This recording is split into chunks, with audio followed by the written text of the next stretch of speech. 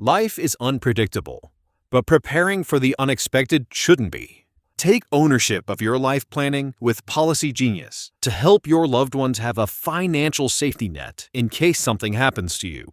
They offer life insurance policies starting at just $276 a year for $1 million in coverage.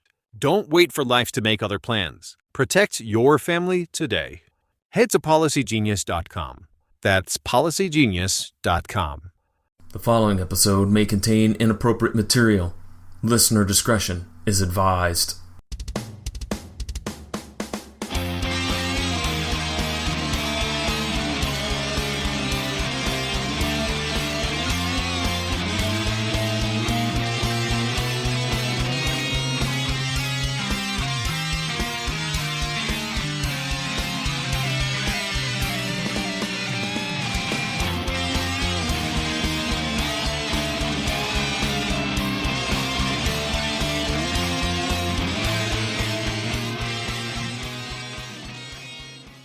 You want to make a deal with TJ. You want to make a deal with TEJ. Just grab your annoying neighbor and come on down to the car dealership.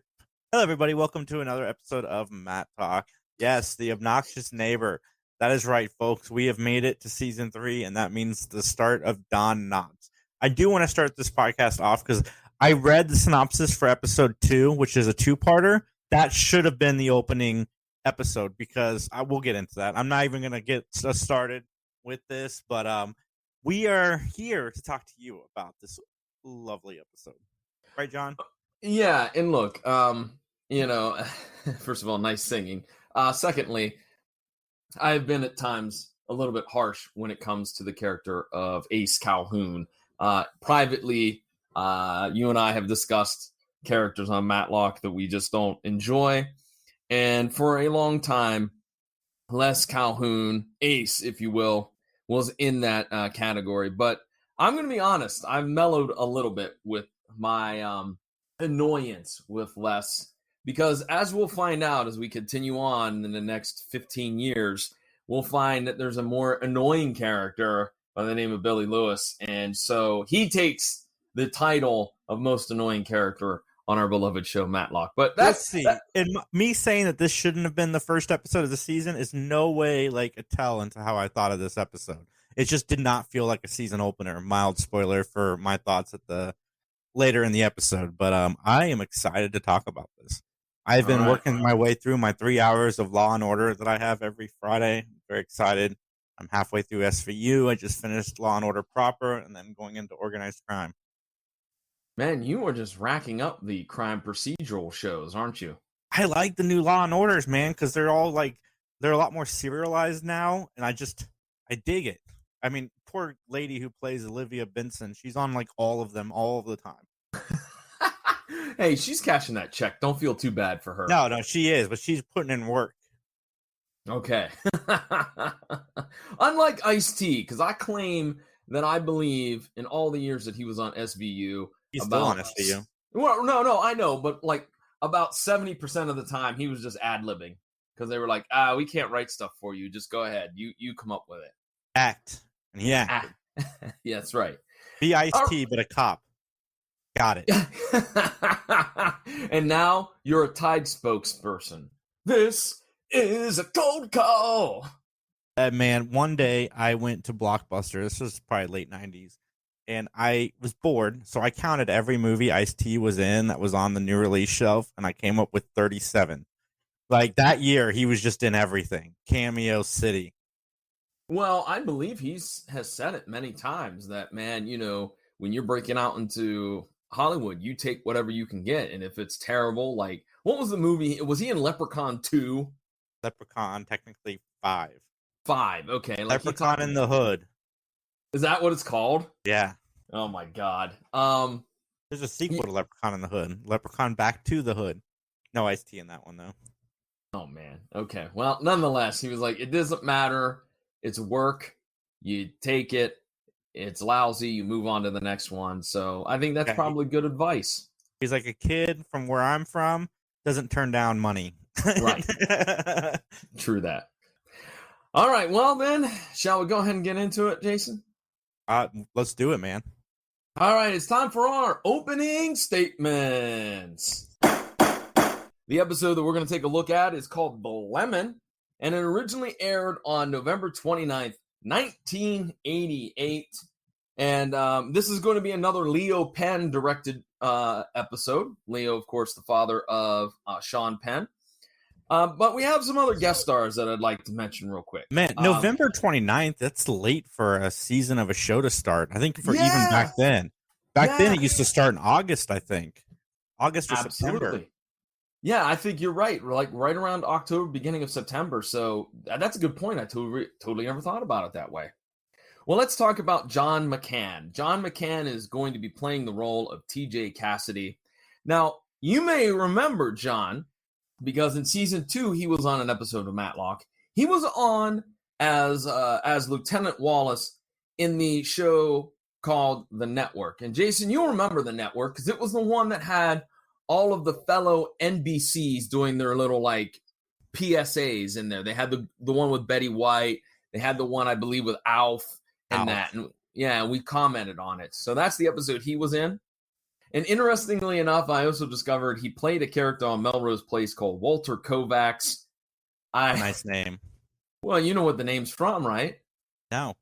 It's from The Watchmen. Rorschach is Walter Kovacs. Nice. Yeah. So little trivia there for you. Well, let's move on to Cindy Morgan. She'll be playing the role of Jessie Martin. In the next season of Matlock, we will see her again playing the role of Linda Hansfield. But she was most known as Gabrielle Short in the soap opera called Falcon Crest. She was also in another show called Bring 'Em Back Alive as Gloria Marlowe. She was Lacey Underall in the film Caddyshack. And for all you science fiction folks out there, she also played Laura/Yori in Tron. Nice. I missed that. Yeah, there it is. Nice. Yeah. Nice. All right. And our last guest star, Alan Miller, will be playing the role of George Brenner. You may know him as Harlan Richards on Santa Barbara, D.A. Frederick Hoskins on Dallas, Barry Rabinowitz on Archie Bunker's Place, and what I can only say is the coolest name I've run across in a while. He also played Quentin Quartermain on General Hospital. I gotta say, this guy was on Matlock. He was on Murder, She Wrote. He was on Murder, She Wrote quite a bit as different characters. He was on Murder, She Wrote, L.A. Law, Jake and the Fat Man. This show loves the cast from Jake and the Fat Man.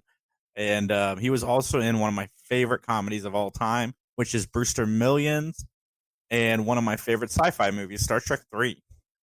Now, for the final, quote, guest star, if you will, I'm not really classifying him as a guest star, but Don Knotts will be making his first appearance as Les Ace Calhoun, a character that would show up about another half a dozen times, I believe, between season 3 and 4.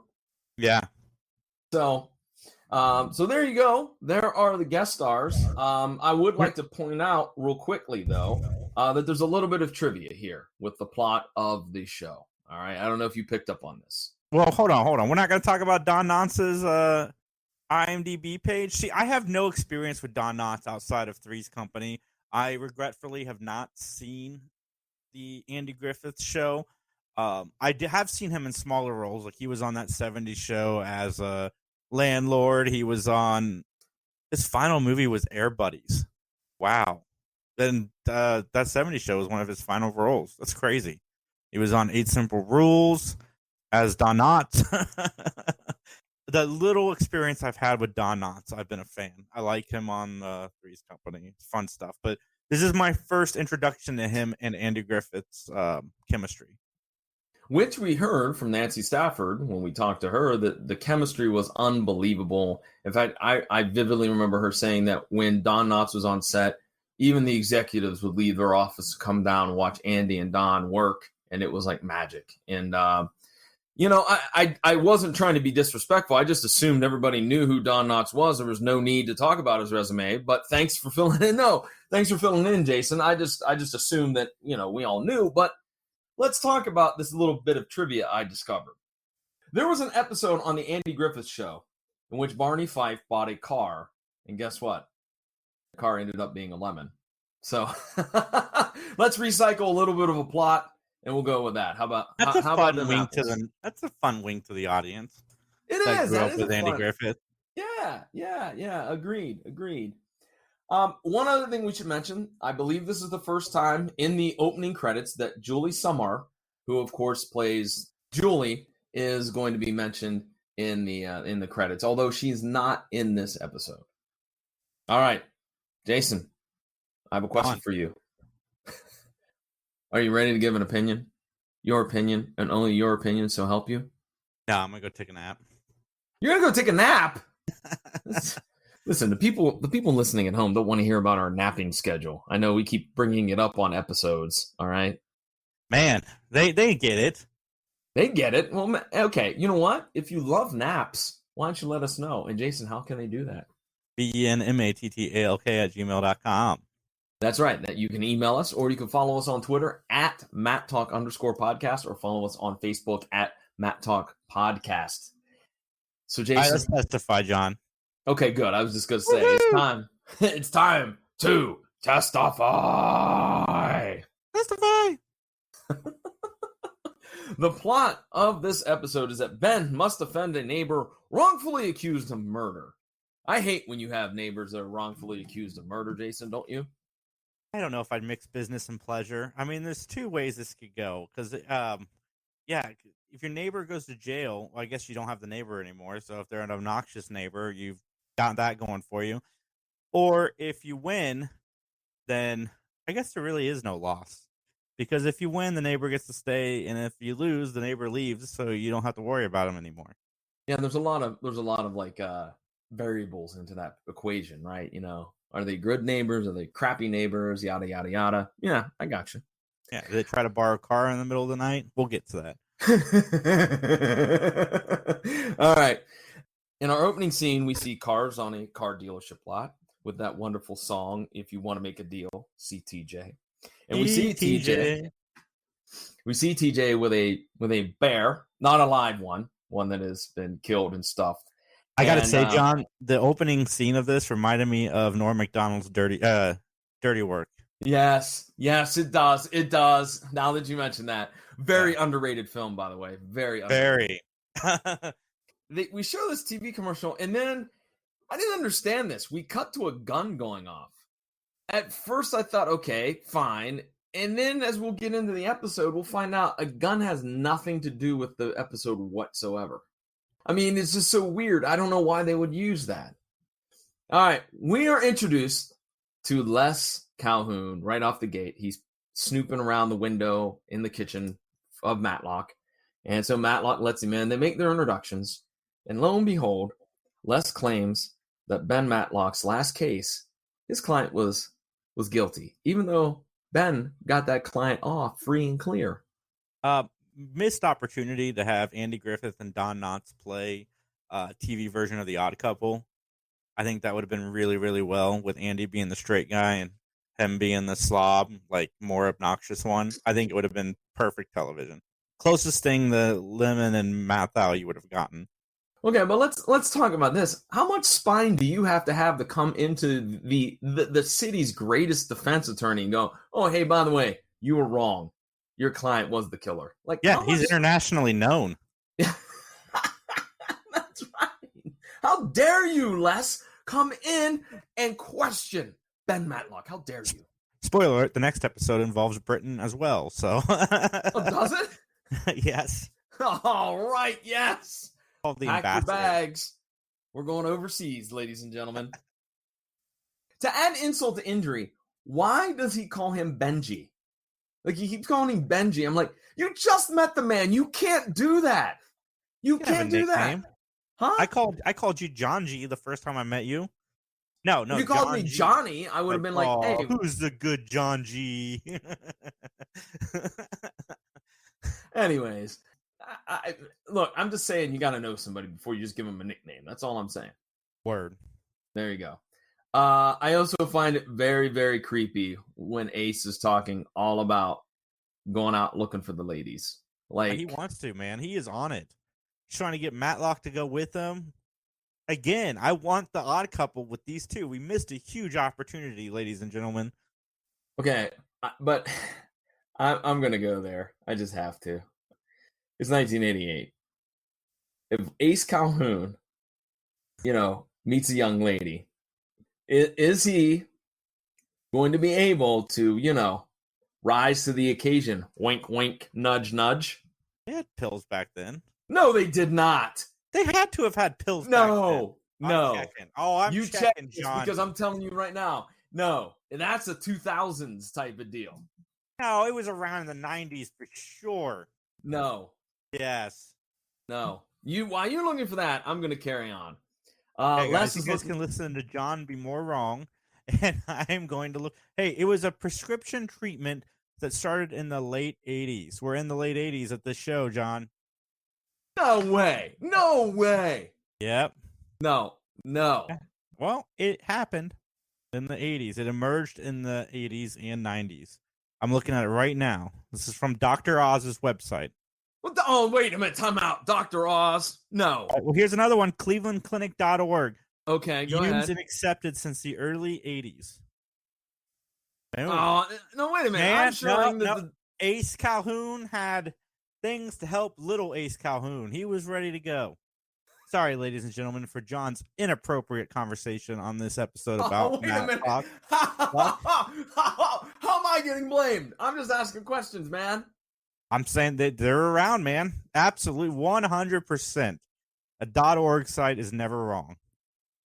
Okay, clevelandclinic.org, I guess, is That's reputable. A reputable source. You can use that on a college paper. All right, well, that was Les a hard is one, though, John. Terrible. Absolutely awful. I'm sorry for the lame jokes, ladies and gentlemen.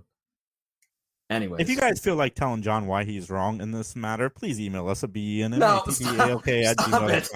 We just gave the email a minute ago. Stop it. These people are going to be turning off the podcast any minute now. All right, let's get back on track. Les is car shopping at Honest Earl's lot. I love how Earl goes, here's an awesome car. It's got flames on the side. Ladies and gentlemen, if you guys do not know this yet, I'm going to give you some little life advice. If there is a car dealership that has the word honest in it, don't go there. It is a warning. It might as well have a flashing light that says there is no honesty. It's like I had an uncle that was very, very small. He was a small man, but they called him Moose. It's like one of those like reverse nicknames, the big guy, you call him Tiny, it's like that. So Honest Earl, dishonest. That's what it means. So the next scene, we see that Les is over at Brennan's car lot, and Jesse Martin is there, and she has shown him just all of the cars. And, Les, he can't say no to the ladies. He's hooked. Hook, line, and sinker. And he ends up driving off in a DeLorean. Do you think, Jason, that they're using the DeLorean again because it's right around the time of Back to the Future? Maybe. I think the DeLorean looks cool. I don't care what anybody says. The DeLorean does look cool. As a matter of fact, ladies and gentlemen, if you'd like a little bit of trivia, I have some trivia here. There is a garage in nearby Delaware, Ohio called Bowerly Automotive, and I'm not making this up. I went there one time to get some work done on my car. They are the largest Midwest DeLorean repair shop. Hand to God, I walked into the dealership or into the little office. I dropped off my keys. I told them I had an appointment. They were going to fix some things. Behind the desk where the secretary is, were these giant bay windows that you could look out into the garage. Jason, there were like 15 DeLoreans in the garages.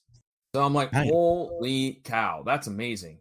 And I'm surprised more people aren't using them as Back to the Future like replicas and just having people pose and photo ops and everything. Well, I don't think there's that many left because they didn't make very many. Side note, too, I'll share another personal story. My father was not a conspiracy theorist, okay? But I vividly remember as a child him complaining that John DeLorean got railroaded by Chrysler, Ford, and Chevy because the DeLorean was a superior car and they planted the cocaine on him and this was all a setup. Again, my father, not a conspiracy theorist. I vividly remember that, probably because that was the only conspiracy theory he ever came up with, I should say. So fascinating. Yes, fascinating indeed. I'm glad it was mentioned because I bet Jesse Martin's the best salesperson on the floor, and lo and behold, George Brennan admits to that. Gee, I wonder why. Pretty blonde lady. Well, Les buys the DeLorean and he pulls into the driveway and shows it off to Ben. And then in the next several scenes, we see the DeLorean is towed twice. It breaks down one time. And so all of a sudden, Les shows up very upset at Ben's door. And he's knocking on the door and he's ranting and raving. And all Ben says is just return the car, man. That's all you got to do. So he does return the car and also drives it through the tent, disrupting the TV commercial. Well, I mean, this is, from the little bit I know about Don Knotts, this seems to be like expected of his characters. Well, but the problem I had with it is that I think it would have worked if he accidentally ran it into the building or to the tent. Excuse me. It's not really a building.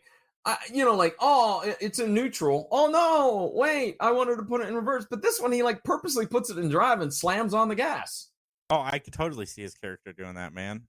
That's totally in line. Being obnoxious and he seems to hold grudges and get angry. Yeah, no, this is annoying to the 10th factor. This is perfect for this character. Well, Ben ended up getting the charges dismissed or lowered, and Ace gets to go home. And we see the next scene where Ben is asleep in a chair. Les wakes him up because he wants to borrow his car to get his reading glasses from the car. And he tells, and this is my thing, it's very late at night. Why do you need to go right now, Ace? Why? Because he can't sleep unless he reads or talks. And as soon as he says that, Matlock's like, I'll go get my keys. Well, yeah, because he starts talking about more gross stories about him picking up women that nobody cares. Nobody wants to hear that. I'm sorry. And well, what do you know? Ace Calhoun shows up at the exact same time that the murder of TJ happens, in which his own car runs him over. Ace shows up, discovers the body, tries to revive him, tries to move the car, and lo and behold, the cops show up right then and there, and he's behind the wheel. I love the fact that the Cadillac of TJ had bullhorns on the front and guns, 6 shooters on the side for the door latch. That's some primo J.R. Ewing stuff right there. Ben has to take a taxi back to Brennan's to get his car. And so Ben interviews George Brennan. And there's this idea that the keys to all the automobiles, including even maybe TJ's car, that there's only a few people that have access to it. So it has to be either it has to either be Jesse or it has to be George that might be the killers. And literally, Les Calhoun pops up. Literally, folks, not figuratively. Literally, Ben is walking past 2 cars and he pops up. Hey, Ben, what's happening? He shares his wonderful theory of the crime, being that he saw Brennan and TJ arguing when he bought the DeLorean. I mean, I don't know. I don't know where I want to start with my complaints about Ace Calhoun. I don't know if I want to start here or later in the episode. What do you think, Jason? Tell me, what should I do? Either one, man, or save it for your diatribe at the end. My problem that I have, I'm going to do it now. Here's my problem I have, ladies and gentlemen. I think that clearly Don doesn't have a sense of humor. No, I have a sense of humor. Stop it. I just feel like, this is my thing. Barney Fife, Andy Taylor, it works on the Andy Griffith Show because that's a comedy. It's written as a comedy. It's geared towards being a comedy. This is not. This is a drama. And so when you shoehorn in this silly slapsticky, schlocky type of comedy, it just doesn't work for me. I think it screws up the tone and the mood of the episode. That's just my 2 cents worth. What do you say? I think that it fits. I totally do. And we've both commented on the fact that of the humorous episodes we've had in the past. And we both know, I mean, Don Knotts is only in this show for about 20 episodes during its whole run. So once in a while, I think it's fine, especially with the absence of Tyler Hudson. Well, we do have a sighting of Tyler in a little bit. As a matter of fact, it's coming up in my notes right now. Michelle interviews Jesse, and she catches her in a lie because she states that she was at home watching an ice skating show on TV, but that was preempted. And then that leads us to Tyler Hudson stalking out Jesse's place. I loved how he had the Walkman on, and he had the old school thermos that had coffee in it. I dug that. There's nothing more than you need on a stakeout than those two things. But I've often wondered, you see stakeouts on cop shows all the time. What happens if you have to go to the bathroom? You usually go with a partner, so one can go to the bathroom. What if you're by yourself, like in this instance with Tyler? Because he's always by himself when he does stakeouts, it seems. You should bring a cup or a bottle. I'm not joking. You should bring a bottle or a cup. 100%. If you're there by yourself, you got to have something. You got to have a way to go. Okay. Hopefully you don't have to go. Number 2, hopefully you don't have IBS and have emergency situations, because in that case, you're totally screwed. Unless you put a toilet in your back seat, which would make a lot of sense if you're a cop. Yeah, because if you had like a camper, that would be a red flag. If you had a camper that already had a pooper in there, Yeah, there you go. We are going to get so many complaints on this episode. You guys talking about sex and you're talking about pooping. That's not funny. We never said that word, John. What? Pooping? Sex. We just insinuated stuff. Right. But we're gonna get hate mail for this episode. I know it. Oh, Nicole loves us. That's all that matters, people. And you don't know who that is, never mind. You need to go back and listen to the back catalog. Anyways, Jesse goes to meet the mechanic, which, by the way, the mechanic never had a name, did he? Or did I miss that? Not that I can recall. Yeah, he's in the episode quite a bit, but I don't think he has a name. The mechanic is forgettable, ladies and gentlemen. Indeed. Tyler tries to eavesdrop at the front of the building, then he tries in the back, and then he gets whacked by a wrench. And then we go to the next scene where Michelle is nursing him back to health, so to speak, with an ice pack on his head in Ben's office. So my question is, what happened? Like, did the bad guys just hit him in the back of the head and go, just leave him there? Like, I thought Jason, he was like, the next scene, he was going to be tied up to a chair, and there was going to be a guy going, "Hey, what are you doing, sleeping outside?" Blah, blah, blah, blah. No, they just, we'll leave him there. And when he wakes up, he can keep snooping. It's no big deal. Yeah. WTF. Like, seriously, this is one of those moments in this show where you have to roll your eyes, because it didn't make sense. Like, either kill him or tie him up. Like, why would you just leave him there to continue what he was doing when he woke up? Yeah. Yeah, and he's like, I woke up face down in the dirt. Why? Why weren't you dragged inside? Like, yeah. clearly these bad guys are not top notch. They are the Dollar Tree bad guys, if you ever have had Dollar Tree bad guys, 100%. Ben is snooping around Earl's office, and again, literally, Les Calhoun pops up from between some filing cabinets. And he has discovered this contract that Earl is trying to lure away TJ from the Brennan car dealership. So Ben runs interference for Les, so Les can get out because Earl is out in the parking lot. Ben interviews Earl, and Earl throws him out of his office after he shares his theory. And then what do you know? Ben's like, no. I'm not getting thrown out of one office today. I'm getting thrown out of 2 offices today, which is probably a record for him. Because Ben goes across the street and is at the Brennan's lot, and he gets thrown out after sharing some theories about the murder and who's all involved. Ben, Les, Tyler, and Michelle are on a stakeout. Ben bribes Les to stay in the car no matter what happens. But guess what? He doesn't stay in the car, which means, Michelle, Tyler, you had one job to do. Tie him up. Tie the guy up until the case is over. Just leave him like in a basement somewhere.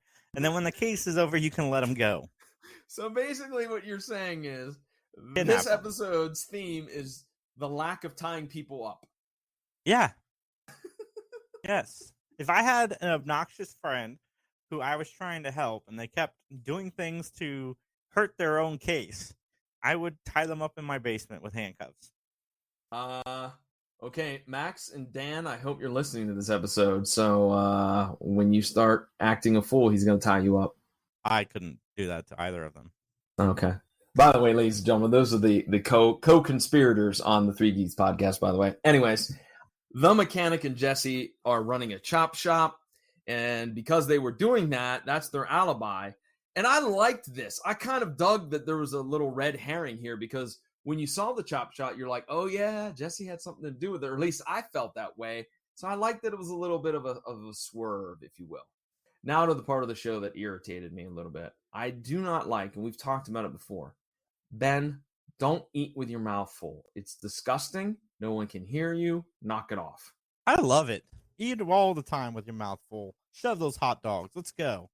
Well, Ben has an epiphany when they're talking about chop shops. And so the next scene, he's tinkering around with TJ's car in the ignition, but he can't seem to get it to work. So we cut to the courtroom. Lieutenant Bob Brooks is testifying about what he knows about the case. And then Les gets upset and starts ranting and raving at Ben because he won't ask questions. Here's a fantastic time where you want to, as you said, tie somebody up and put a gag in their mouth, because clearly this would bias the jury. All right, Earl's on the stand, and Ben gets him to admit that he is in deep financial trouble, possibly going into bankruptcy. And I guess this is the motive to kill TJ. I didn't quite understand that. And now we're doing it again, ladies and gentlemen. Woohoo! Field trip. That's right. It's time to take a field trip, ladies and gentlemen. We're going to move the trial to Brennan's car lot, in which we find out that Earl, who used to be a mechanic before he owned his own lot, Earl has swapped out the ignition between a truck and TJ's car, meaning that he was the one that had the keys all along, and he's the one that ran over TJ. And that means that Les Calhoun acts like he won the NBA championship by high-fiving the jury and running amok. Again, I think that would lead to a mistrial. What say you, Jason? I'm all in, man. I'm in for the silliness of this episode. Let's continue. And then our closing scene is Les and Ben hanging out. I don't know what they're sipping on, if it's wine or Cavassier. I don't know, but they're having a few drinks. And Ace is going to hook Ben up with some lovely ladies. And we fade to black. I'll wait till we get to our closing statements. All right. Well, do you have any other notes, or shall we go right on into our closing statements? Let's go right on into our closing statements. All right, ladies and gentlemen, as we've said it twice already, it's time for our closing statements. This is the part of the podcast where Jason and John give our reviews on a gavel system. 1 gavel for horrible episode, 5 gavels for woohoo! And we talk about our thoughts on the episode. John, I've never done the ending before. I thought it'd be fun to try. All right, John, what are your thoughts on this episode? All right, well, you know what? I got to be honest. I didn't know we were doing this, but you did a damn good job, may I say. I like how you get fast when you do it. This is the part of the podcast where Jason and John give our rating on a gavel system. 1 gavel for low rating, 5 gavels for woo. Continue, John. Dude, we have done almost 60 episodes on this podcast, all right? I mean, eventually I was going to get going with it. I could say that ending in the middle of the grocery store. I've said it so many times, I know it offhand. Like I said, I love it. I love it when you get faster. Like you get faster every episode. I think it's fantastic. I can't wait till you have it down in like a second and a half. Okay. All right. So you're going to let me go first? Yeah. All right.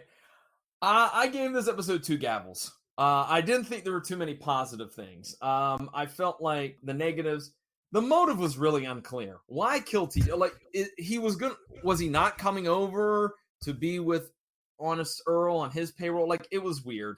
I didn't really dig the woman talk, especially the first time around. Like, it was just creepy the way that Don Knotts said it. It was like, ugh.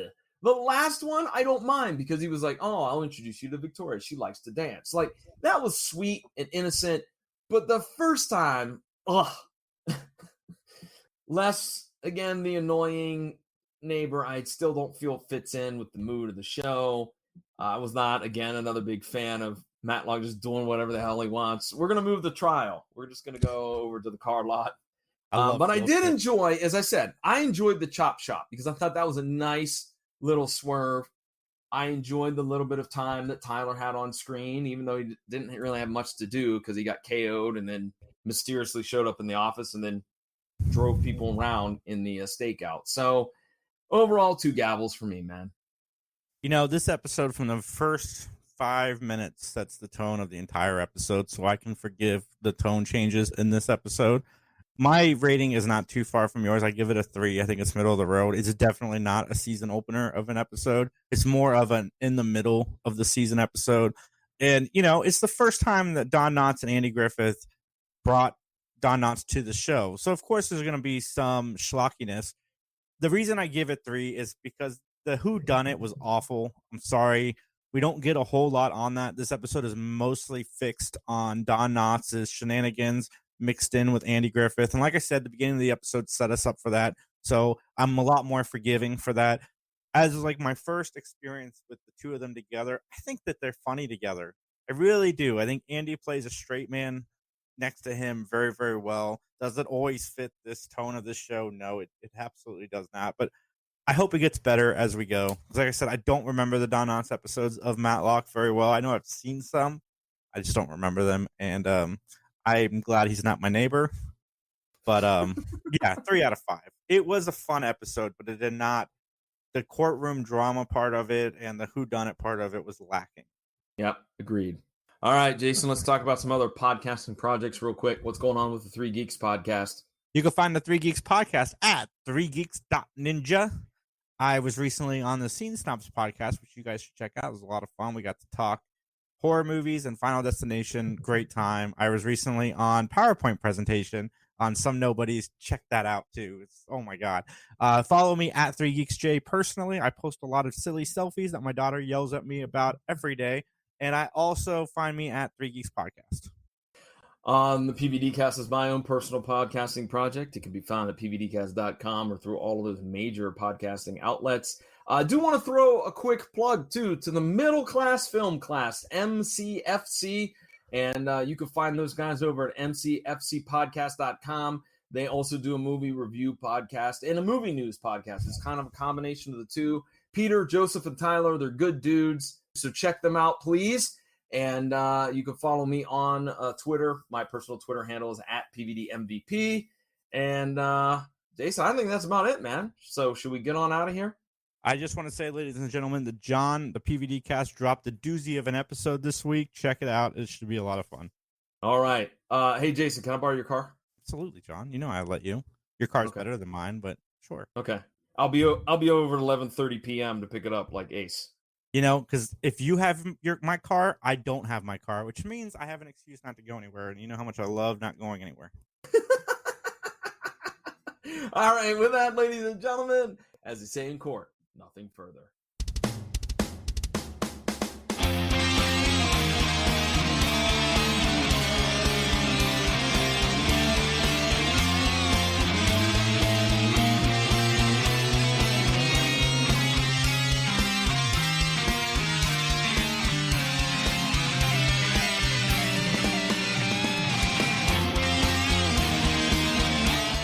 The following has been a joint production between the 3 Geeks Podcast and John Orlando Enterprises, LLC, copyright 2022.